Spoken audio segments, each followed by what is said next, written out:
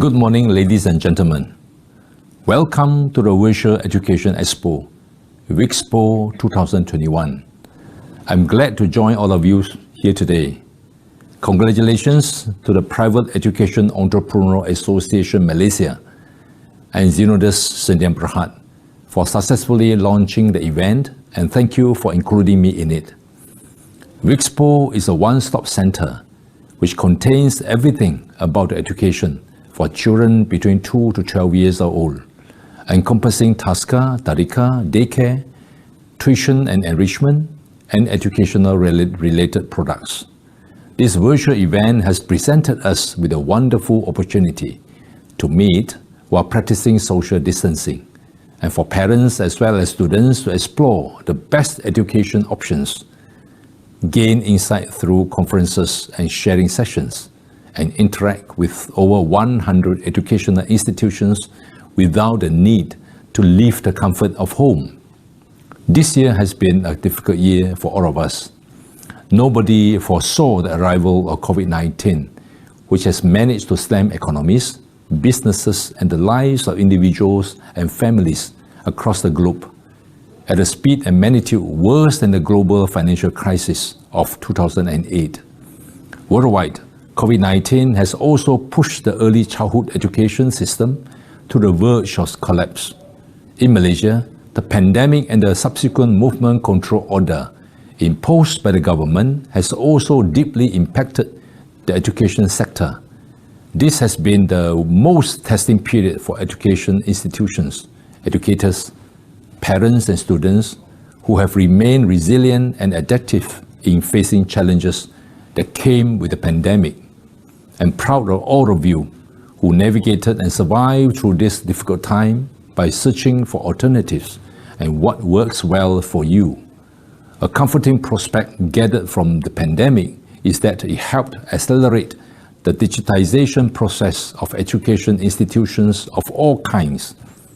Hence, I believe VEExpo is a useful initiative, not only to parents and students, but also to education institutions, which have been struggling to stay afloat, to break through in the face of adversity and setting the business back on track.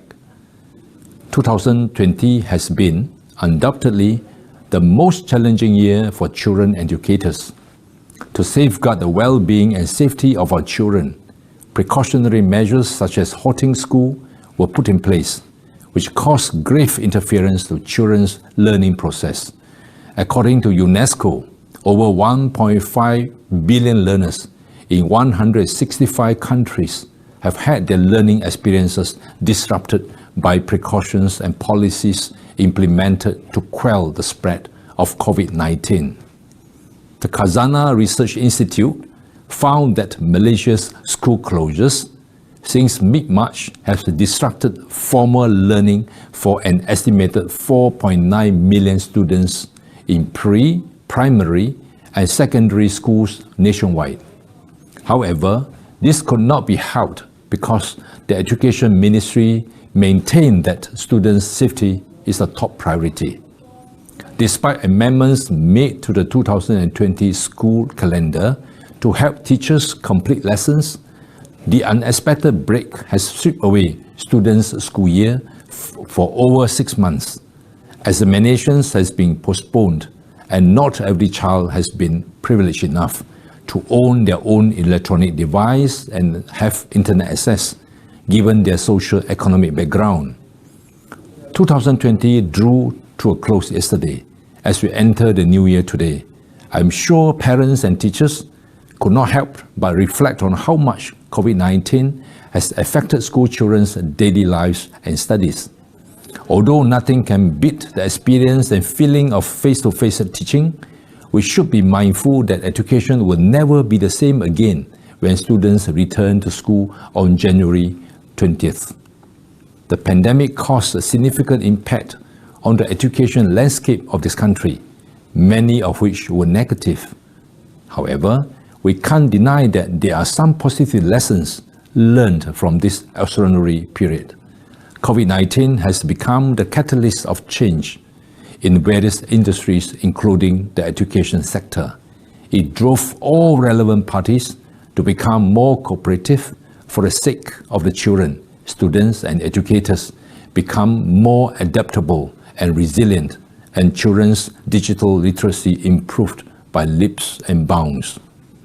I believe that digitization of education should continue after the pandemic. All educational institutions' digital infrastructure can be strengthened further to respond to students' needs and allow them more access to education, as well as enhance teaching and learning quality. E-learning is now the new norm. As we gradually incorporate more of digital learning in daily life, teachers, parents, and students must learn to adapt and familiarize themselves with the online methodology to venture beyond their comfort zone. Online learning and teaching is definitely not everyone's cup of tea, but it must be embraced at a time like this. I believe this latest trend will continue its upward trajectory post-COVID-19, but it will come with difficulties. Be that as it may, we shall face future challenges together. Once again, thank you for having me today to officiate this virtual event. I'm sure it will be a fruitful one. I wish all participants a wonderful experience at the VEExpo. Thank you and stay safe.